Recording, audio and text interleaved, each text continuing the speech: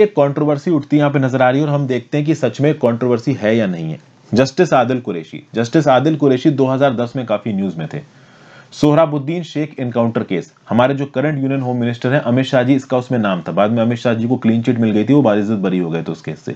लेकिन उस केस में पुलिस लॉकअप में, पुलिस कस्टडी में भेजा था मिस्टर अमित शाह को, किसने? जस्टिस आदिल कुरैशी ने।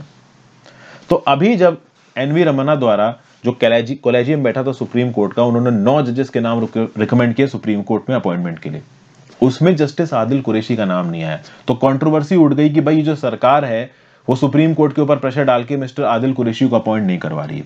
अब अगर हम आदिल कुरैशी साहब की सीनियरिटी को देखें तो सबसे ऊपर है सीनियरिटी में, ऑल इंडिया जजेस सीनियरिटी की बात कर रहा हूं, तो ऑल इंडिया जजेस सीनियरिटी में सबसे ऊपर है आपके अभय कोका साहब, ये कर्नाटका के चीफ जस्टिस हैं। और दूसरे नंबर पे आते हैं जस्टिस आदिल कुरैशी, जो कि त्रिपुरा के चीफ जस्टिस है, त्रिपुरा हाई कोर्ट के।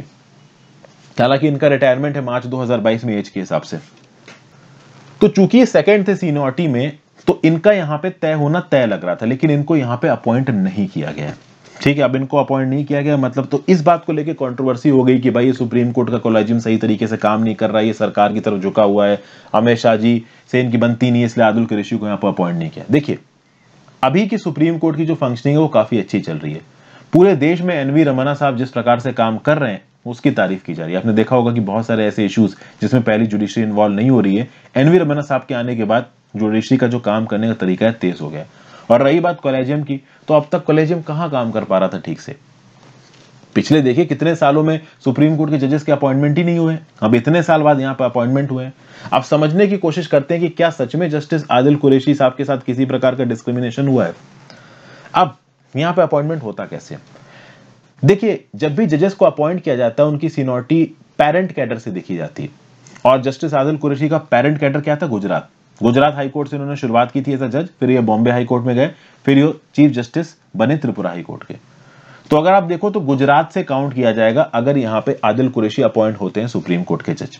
आप समझिए, मेमोरेंडम ऑफ प्रोसीजर, अब आप बोलोगे सर ये किस चिड़िया का नाम है, तो नेशनल जुडिशियल अपॉइंटमेंट कमीशन आया था लगभग 2014-15 के समय पे, जिसमें हमारी जो सरकार है उसने कोशिश की कि भाई ये जो सुप्रीम कोर्ट के जजेस के अपॉइंटमेंट में हमारा भी कुछ होगा। सुप्रीम कोर्ट ने बोल दिया अनकॉन्स्टिट्यूशनल एनजेएसी को। बताओ कौन से नंबर का कॉन्स्टिट्यूशनल अमेंडमेंट बिल था, नीचे कमेंट बॉक्स में।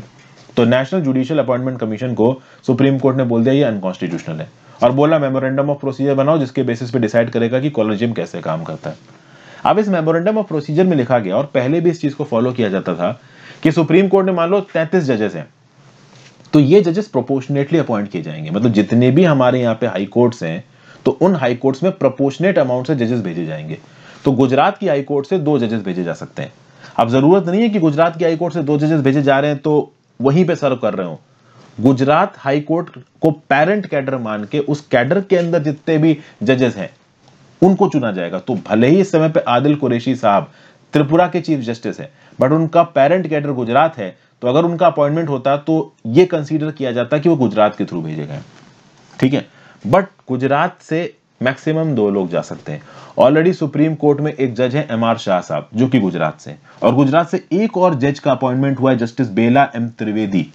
ठीक है, ये भी गुजरात हाई कोर्ट की जज है, फीमेल जज है। काफी तारीफ की जा रही है बेला M त्रिवेदी जी की। बताया जाता है कि बहुत जबरदस्त इन्होंने काम किए। हालांकि सीनियरिटी में ये थोड़ा नीचे हैं, बट ये सबऑर्डिनेट जुडिशरी से ऊपर आई है। First of all, subordinate judiciary से किसी का सुप्रीम कोर्ट का जज बनना अपने आप में बहुत मुश्किल काम है। डिस्ट्रिक्ट कोर्ट बने, डिस्ट्रिक्ट जज बने, डिस्ट्रिक्ट जज बनने के बाद हाई कोर्ट के जज बने, और फिर वहां से सुप्रीम कोर्ट के जज बने, ऐसे एग्जाम्पल्स बहुत कम है। तो ये बोला गया कि आपने जस्टिस बेला M त्रिवेदी को अपॉइंट कर दिया, वो तो इतनी जूनियर थी आपकी आदिल कुरैशी से। तो अब समझिए यहां पे बहुत सारे इश्यूज हैं। जब एनवी रमन्ना साहब से ये बात पूछी गई, तो एनवी रमन्ना साहब ने बोला कि जब वो chief justice of all high court के साथ बातचीत कर रहे थे, तो उनका इस बात पे टारगेट था कि भाई शेड्यूल कास्ट को भी रिप्रेजेंटेशन मिलना चाहिए, ओबीसी को भी रिप्रेजेंटेशन मिलना चाहिए, साथ साथ वुमेन को भी रिप्रेजेंटेशन मिलना चाहिए। इस बार ये जो 9 अपॉइंटमेंट्स हुए हैं ना, इन 9 अपॉइंटमेंट्स में से 3 वुमेन है, और एक वुमेन तो ऐसी हैं जो कि चीफ जस्टिस ऑफ इंडिया बन सकती हैं अभी से 4-5 साल बाद 2027 में। बताइए उनका नाम क्या है, नीचे कमेंट बॉक्स में, मैंने इसके ऊपर एक वीडियो भी बनाई थी।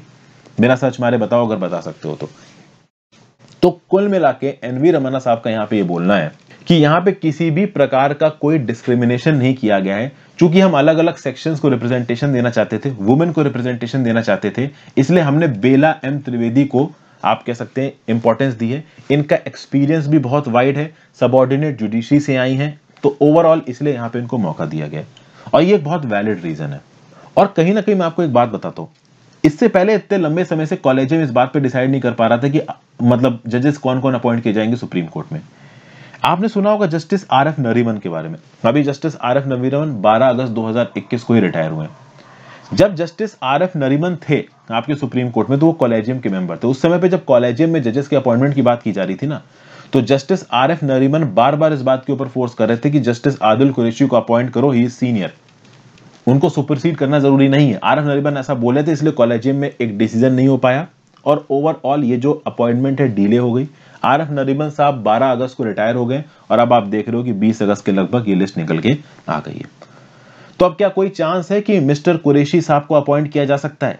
देखिए, इनका रिटायरमेंट है मार्च 2022 में, तब तक 2 वैकेंसीज और हो जाएंगी, 2 और जजेस रिटायर हो जाएंगे सुप्रीम कोर्ट से, लेकिन तब भी आदिल कुरैशी साहब का अपॉइंटमेंट नहीं हो पाएगा, क्योंकि गुजरात पेरेंट हाई कोर्ट से केवल 2 जजेस आ सकते हैं और एक बेला एम त्रिवेदी आई गई और पहले से एमआर शाह साहब हैं, तो जस्टिस कुरैशी साहब का नंबर नहीं लग पाएगा।